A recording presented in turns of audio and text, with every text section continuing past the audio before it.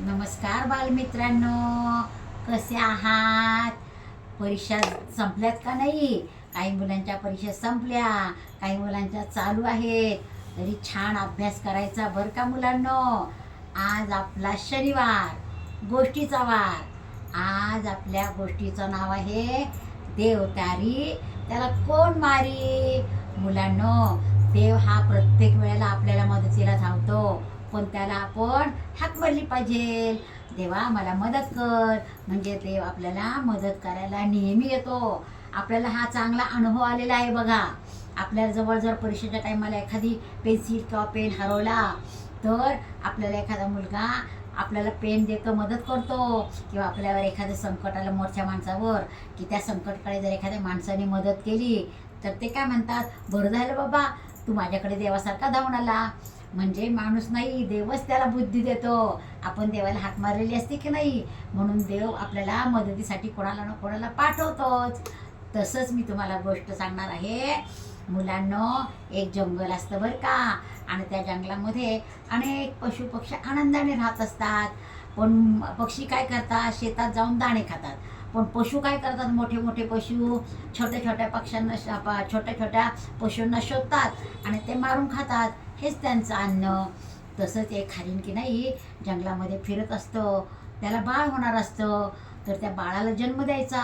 पण आता कुठं द्यायचं म्हणून ते इकडे तिकडे जागा शोधतं. ते एक झाड असतं असं छान डोरलेलं. त्या झाडाखाली की नाही ते बाळाला जन्म द्यायला जातं बरं का. पण बाळाला जन्म द्यायला जातं, पण बघतं तर काय, तिकडे एक शिकारी त्याच्यावर बंदूक धरून उभा राहिलेला असतो. तिकडच्या बाजूला वणवा पेटलेला असतो, आणि इकडं वाघ त्याला असं खायला धावणार असतो बरं का. तर तो इतका घाबरतो, म्हणतो आता माझ्या बाळाला देवा तूच वाचवणार आहेस. माझ्या देवा माझ्या बाळाला वाचव.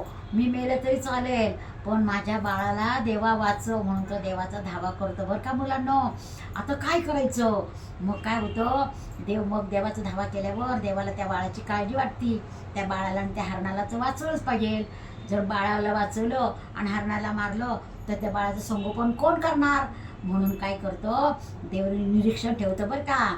आणि ज्या वेळेला की नाही तो बंदूक धरून असतो की नाही तो हा शिकारी, त्यावेळेला काय होतो, एकदम वीज चमकते कडकड कडकड कडकड कडकड.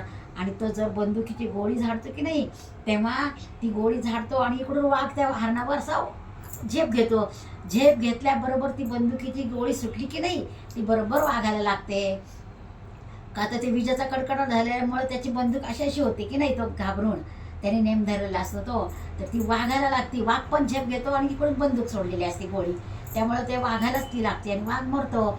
आणि मग वीज कडकल्यामुळं धो धो धो धो पाऊस पडतो.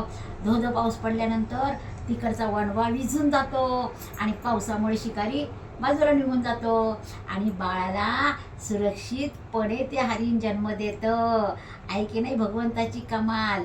भगवंताने बरोबर नेम साधून वीज कडाडवली, त्यामुळे हरणाचा जीव वाचला, वणवा पण विजला, शिकारी पण निघून आला आणि वाघ पण मेला, आणि हरणाच्या बाळाचा जीव वाचला.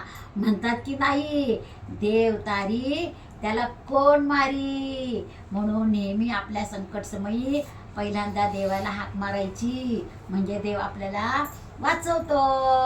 आवडली का गोष्ट? गोष्ट आवडली असल्यास लाईक करा, सबस्क्राईब करा आणि शेअर करायला विसरायचं नाही.